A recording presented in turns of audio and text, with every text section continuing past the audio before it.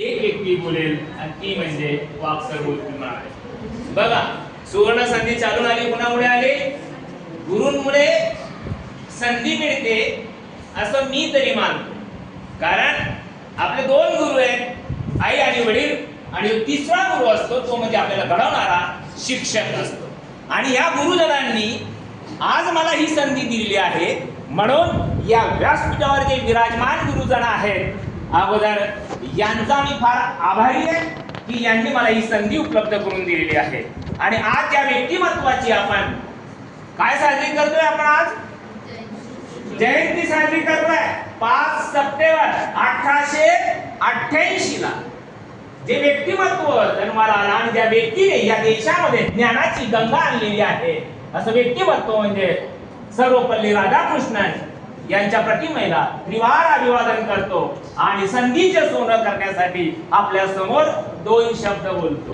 आणि हे 2 शब्द कसे असतात हेही आपण जाणून घ्यावं. मित्रों, किसके नसीब में क्या होगा ये किसको पता है? किसके नसीब में कौन क्या होने वाला है ये किसको पता है? लेकिन नसीब जरूर बदलती है. जिस आदमी ने गुरुजनों की बात अगर मान ली तो उनका नसीब जरूर बदलता है.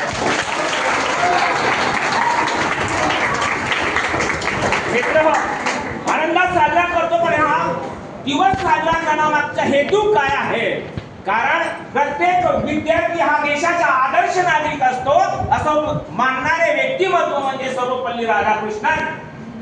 मित्र, भारताला स्वातंत्र्य मिळालं आणि स्वातंत्र्यानंतर 1952 ते 1962 पर्यंत ज्या व्यक्तिमत्वानं या देशाचे पहिले उपराष्ट्रपती म्हणून पदभार घेतला आणि 1962 ते 1967 पर्यंत या देशाचे दुसरे राष्ट्रपती म्हणून या व्यक्तिमत्वानं कार्य केलंय. सर बोलले रायसिंग सर की हो, ज्ञानाची गंगा त्यांना प्राप्त होती की काय?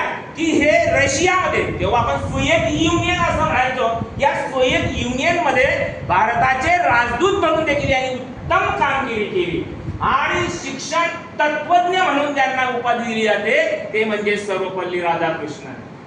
मित्रो, ज्ञान हे एका पिढीने दुसऱ्या पिढीला द्यायचे असतात. ते ज्ञान देण्याचं कार्य सर्वपल्ली राधाकृष्णन यांनी केलं.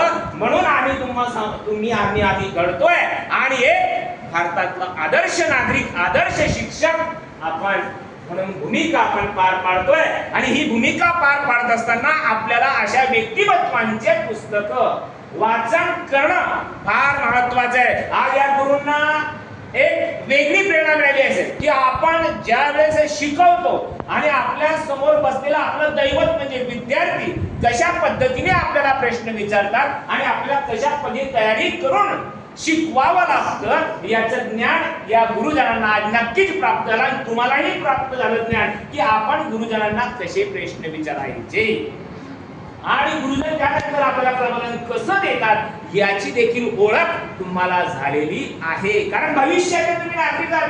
कोणी आदर्श शिक्षक बनणार आहे, कोणी आदर्श प्रशासकीय अधिकारी बनणार आहे. वेगवेगळ्या क्षेत्रामध्ये इथे डॉक्टर बसलेले, इथे इंजिनियर बसलेले, इथे देशाचे भावी राजकारणी बसलेले.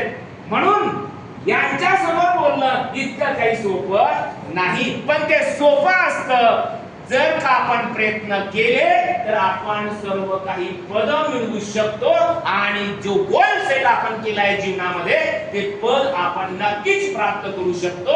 कमी वयामध्ये कसं पद प्राप्त करतात या मुलांनी हे दाखवून दिलेलं आहे. यांच्या वयात आम्ही शिक्षक झालो नाही, पण आज हे शिक्षक तुमच्या समोर झाले कारण संधीचं सोनं यांनी आज करून घेतलं.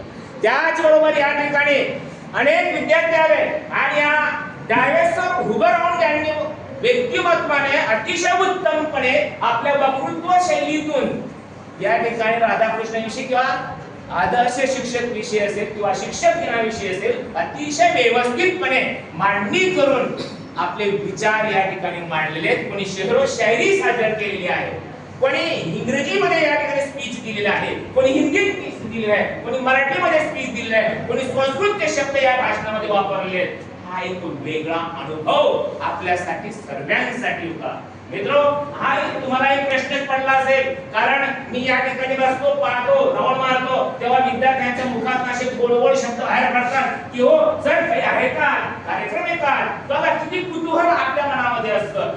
ही शाळा नाविन्यपूर्ण अशी शाळा आहे, नव उपक्रम राबवणारी अशी ही शाळा आहे आणि या शाळेमध्ये नवनवीन उपक्रम आपण राबवतो आणि या उपक्रमांच्या माध्यमातून असं एक विद्यार्थी दैवत घडतं. हे आदर्श विद्यार्थी मोठ्या पदावर जातात आणि आम्ही सर्व गुरुजन वर्ग अभिमानाने स्वाभिमानाने आम्ही समाजामध्ये सांगतो की कारण हा विद्यार्थी आमच्या पंकज उच्च माध्यमिक विद्यालयाचा आहे. तेव्हा आम्हाला गौरव वाटतो की नाही की यांनी आपलं नाव रोशन केलं. आपलंच नाही केलं तर कुटुंबाचं केलं, समाजाचं केलं,